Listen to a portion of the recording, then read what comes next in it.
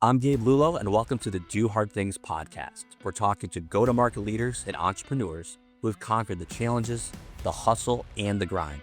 Get ready for real talk, real insights, and no fluff.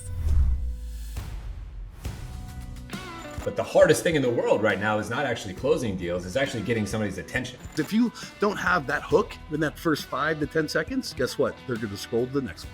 You need to go in and you need to make it sound like yourself. That's the biggest piece of the puzzle. And I promise you, we can all tell. The people that are trolls and the people that are haters never done the thing that you're doing. I love doing this podcast because I get a front row seat to some of the greatest minds in sales.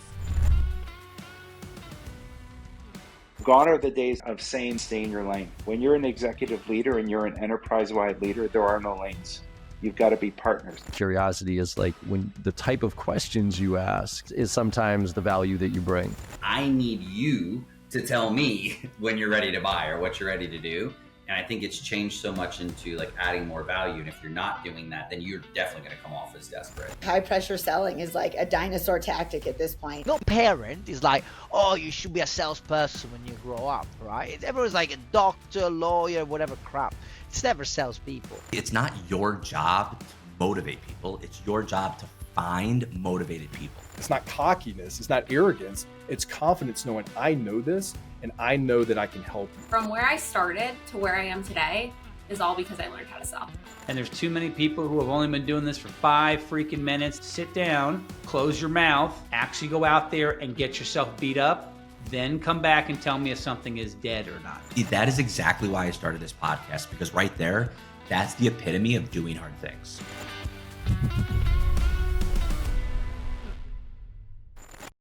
Welcome back to the Do Hard Things podcast with Lexi and Gabe. Today's guest, Taylor Martino, is a 3-time sales leader, coach, and retired D1 athlete. As a national champion, Taylor brought that same competitive edge to tech sales, leading teams to record-breaking results. Now, Taylor coaches emerging sales leaders to lead with clarity, develop confident teams, and hit ambitious targets without losing the human side of leadership. Through the 12-week Resilient Revenue course, Taylor helps leaders grow their confidence, influence their impact, and help their team hit their results. Taylor, welcome to the show. Welcome back, everyone, to the Do Hard Things podcast. This is Gabe and Lexi, and we're meeting with Taylor. I'm so excited, Taylor, that you're here. We just listened to your bio, so everyone knows what you're all about, and we're super pumped to have you on the show. Here's my big question, right? You've been in the trenches, tech sales, leading teams, getting amazing results, but you've also faced significant challenges behind the scenes. So before your coaching journey, what was it that you really had to navigate those highs and lows to become a sales leader? Yeah, going through, I would say, my diving experience, right? That started when I was 8 years old. And so through diving, obviously, you're competing every single day. You are learning, failing, learning new dives off of a 10-meter and belly flopping, like someone has to jump in and save you. That is not for the faint of heart, but it made that transition to sales really easy for me because picking up the phone, that was a lot less scary than jumping off the 10-meter. And that's something I could do on repeat every single day. So going through that experience, and then I had a pretty traumatic injury when I was in college. And so that totally derailed my Olympic dreams. I couldn't walk, like it was whole life reset. And so going through that, I was like, who am I? How am I going to, find success? Like when you do a sport, that becomes your identity. And I was Taylor the diver. And so that was ripped away from me and I had to pivot. What was I going to do to be competitive? Sales naturally felt that was the right avenue for me. So overcame that. And then my husband and I actually had to go through IVF. So I was doing that while navigating my sales leadership career, which there's a lot involved in that aspect. But I do think, everything's about perspective and it's, what can you handle? What can you take control of? And what do you have to let go to the universe? And understanding that time management was one of the most crucial things that has allowed me to be successful in all aspects of my life, whether that was doctor's appointments, competitions, or client meetings. Those are really the 3 things I'd say that put me in position. Thanks for sharing. And I know it wasn't all smooth sailing. How did you manage that pressure of success and what did you learn from that experience? Yeah, I would say that The pressure is something that I thrive under. Like, I love when people have high expectations of me because that allows me to compete against myself, right? You can always compete against somebody else, but you have different starting points. And so learning to compete with me was a really big factor in how I was able to keep pushing, knowing where I am and what my goals are. Those are different than your goals, Lexi. They're different than your goals. Hey, but we can all win. And so, how do I apply that to myself? Take time for me to be happy, right, outside of work with my family, but still come to work and get the job done. Yeah, and getting the job done, sometimes it's a grind, right? And, grinding is really unsustainable. You can't do it forever. You get to burnout and it just starts getting to the point where you just can't consistently do it. I try to do 100 push-ups at once, but I can't do it, right? So the reality is like you have to take breaks, but in work, it's challenging. So talk me through about a moment when you realized really, the grind was unsustainable, and how did you really, push forward with that in your leadership approach? Yeah, when I became a sales leader, or I'd say a couple years after that, I kept my IVF journey very private because that's not something I really wanted to talk about with my coworkers. It's, just what I had to go through. And so having all of those doctor appointments, all of those hormones for anybody listening that's been through that, you're a rock star. But being able to navigate that, I did have to open up to my manager. And she was my VP at the time and just let her know, like, I need to take a break. I need to have this Friday off because I'm burning myself out, and in return, it's burning my team out. And so I've always thought about it that way, that if I am a leader and I'm not bringing my best self, then I can't expect the best self of everybody on my team. So, how do I make sure that I show up consistently the way that they expect me to be here? And that in turn gets them to show up consistently in the way I expect them to be there. So, to me, it's like a selfless, selfish act where you have to put yourself first so that you can bring the best out of your team. So, it was something where I asked for time off. I was like, I need a couple days. Let me recharge. And luckily, she was an amazing VP, and she said, "I want you to go on vacation for a week. Let's not do one day. You need to take some time off." I got the team, but we had a great relationship because I was proving results. I was there. We were in it, and so I think being able to balance those two. That's great that you had somebody like that that you can lean on. But similar to you, I've been an athlete my whole life, competitive cheerleading. Now I'm really into pickleball. How did you think your experience as an athlete shapes the way that you lead sales team? I really believe that my athletic experience is the foundation for who I am as a whole person, whether that was a seller or a leader, who I am as a mom, who I am as a wife. Like, it shaped my entire personality because of the fundamental skills that we learn as athletes, right? You have to persevere, you have to show up on the tough days, and nothing is going to be handed to you. You have to go make it happen. And so, as a leader, those are the qualities that I not only look for in my team, but that I will coach them to.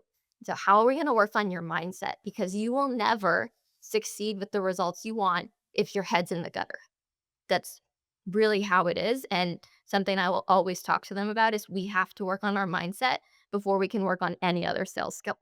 So there seemed to be a turning point really that, your personal journey really deeply influenced your leadership, right? So what shaped your approach to leading with empathy and intentionality?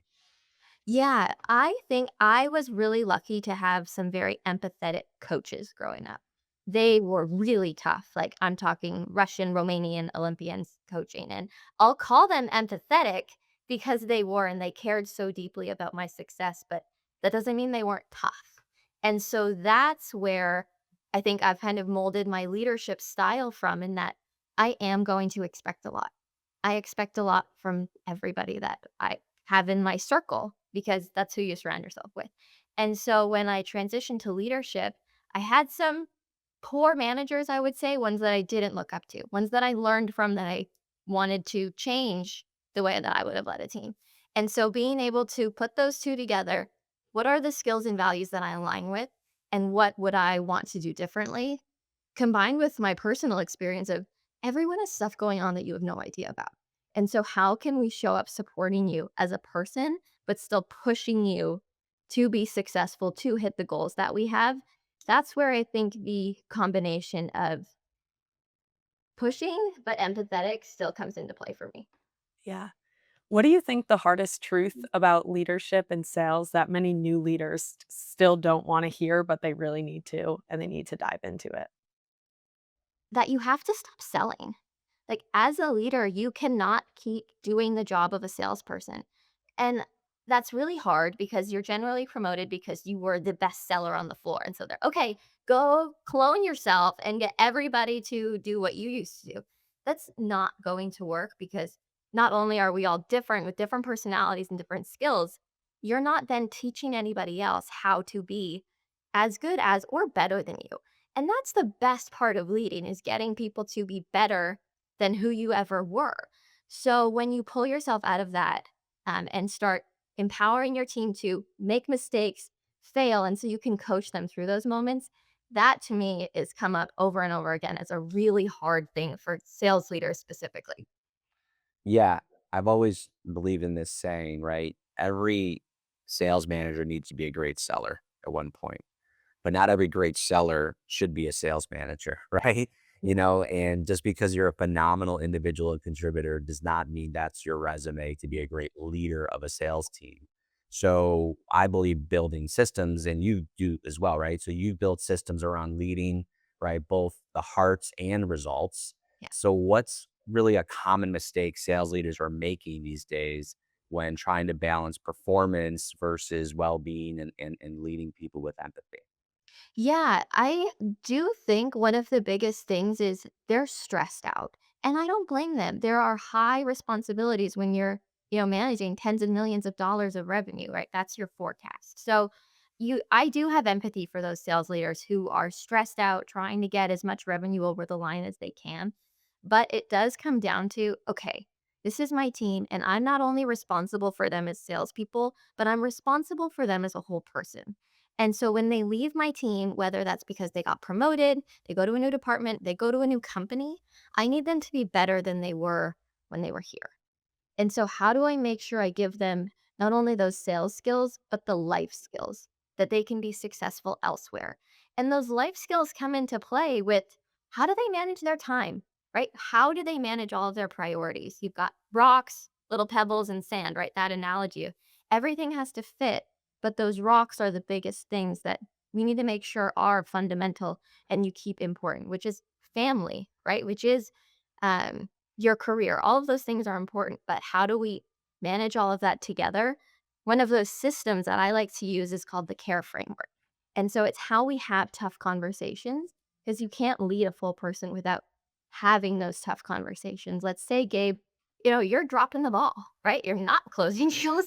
We have to have a tough conversation, but we can do that with clarity, with empathy, and making sure that we leave that conversation engaged with a collaborative move forward. Those are the things that I think are really important to setting people up for success. I love that you focus on leading with intention, and I'm sure your team appreciates that. How did you figure out what that intentional leadership looked like for you? And how does somebody get into that position where they can start exploring that? Yeah, I think I realized that what intentional leadership looks like is because I did the opposite.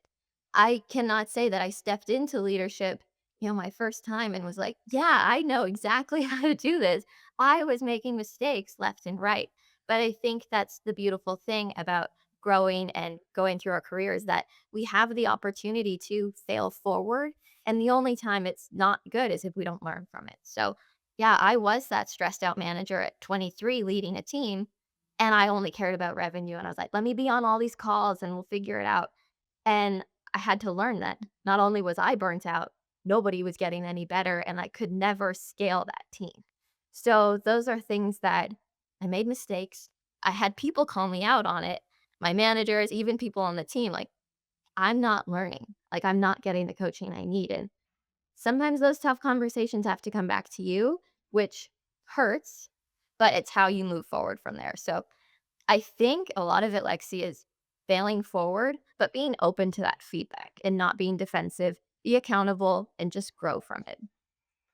Awesome. So when you're building this team of sales leaders and obviously it's a huge recruiting role, right? So you have to be seeking to find the right people, sourcing and looking for the right people, asking the right questions to see if they will be able to thrive under pressure and determine if they're, going to be burning out or if they're going to be, hitting the results that you're looking for. So what's what do you look for? What's that differentiator that you look for? And what are you, seeking to understand about these individuals before bringing them onto the team so they actually thrive successfully?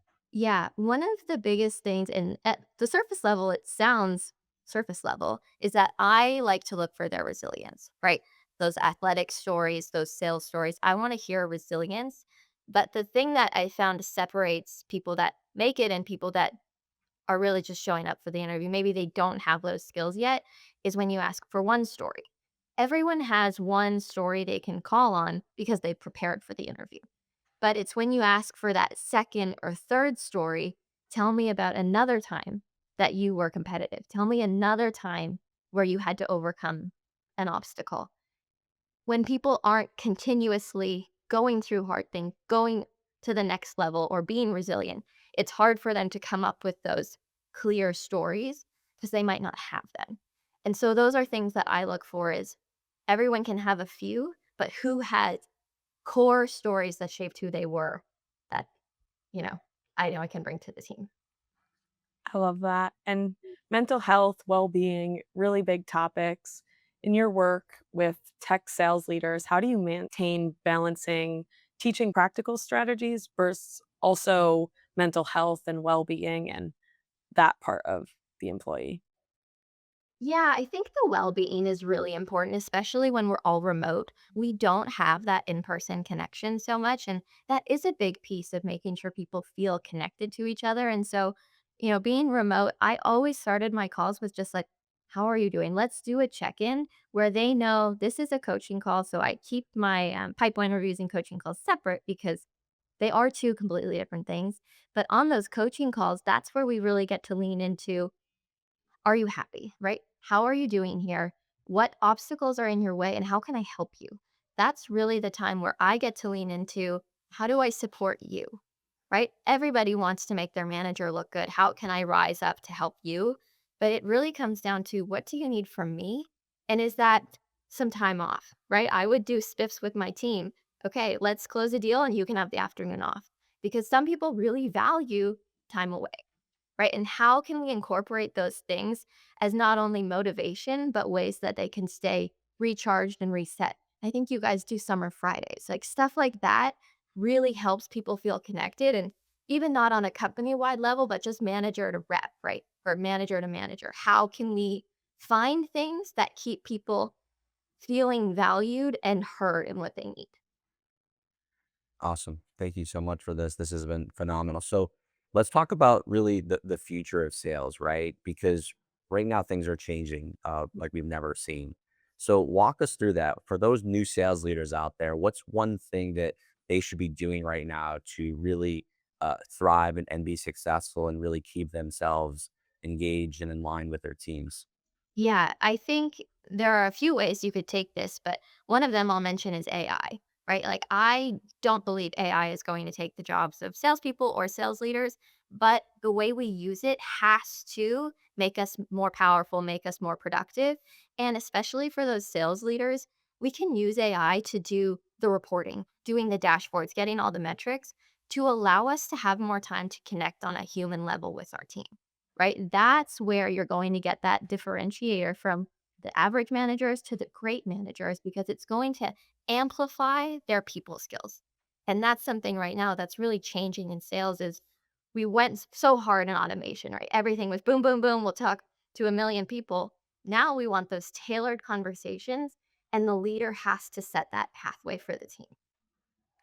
Going off of that, how do you see the future of sales coaching changing as remote work and those digital tools continue to grow?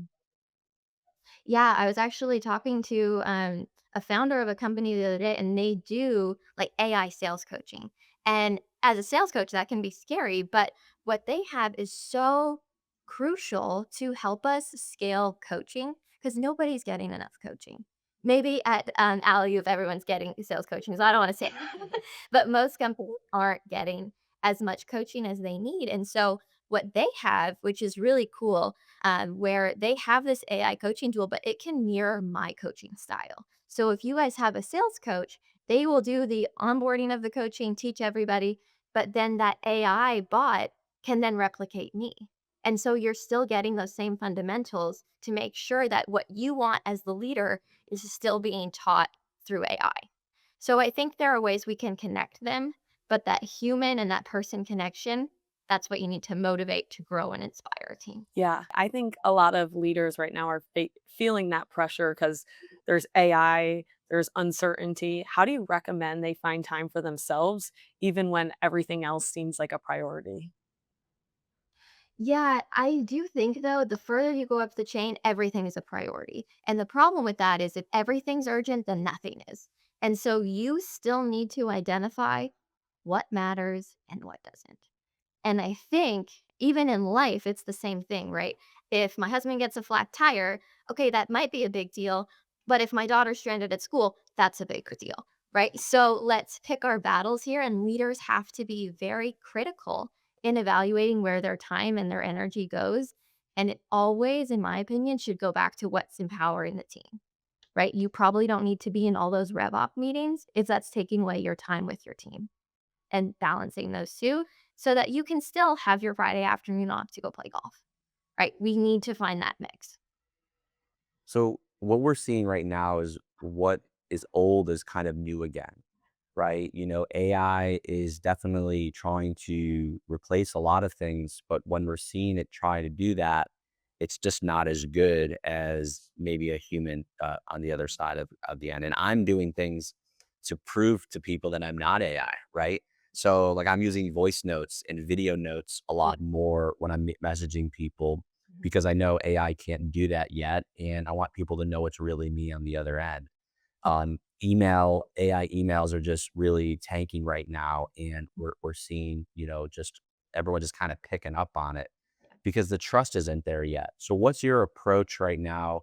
I know you mentioned AI isn't going to replace humans, but what's your approach on what it should be doing and what it shouldn't be doing when it comes to go to market? Yeah, I'm on the same page as you, Gabe. I'm doing more video messaging, LinkedIn voice notes than ever before. I always found it a little weird, but now it's like I have to do that so they know I'm a real person because I'm behind all of my emails, all my messages, but they don't know that. And so I totally am aligned with you there. But I think AI, what we can do is use it to be more prepared for our conversations, right? Have it do the research, tell it how you want it to think about the challenges the CFO is facing in this industry with this size for this type of product, right? We can be very specific with AI because now when people come to sales calls, they have so much information. And if we show up just asking those regular questions that we could get online researching, we're wasting that time. And time is crucial. It's so hard to earn with prospects right now because they have all this information. So, in my opinion, we need to use it to learn more information faster to then pressure test with the actual person live. And only you can ask those tough questions. What happens when this initiative falls through?